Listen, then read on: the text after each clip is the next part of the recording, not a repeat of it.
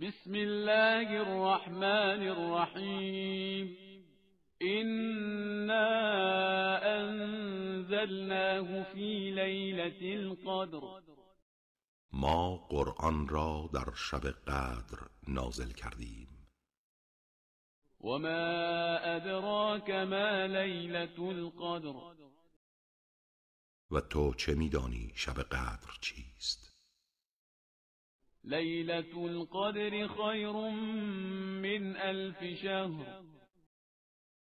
شب قدر بهتر از 1000 ماه است. تنزل الملائكة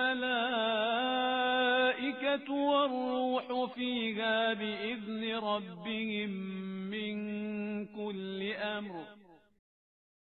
فرشتگان و روح در آن شب به اذن پروردگارشان برای تقدیر هر کاری نازل می شوند. سلام هی حتی مطلع الفجر. شبیست سرشار از سلامت و برکت و رحمت تا طلوع سپیده.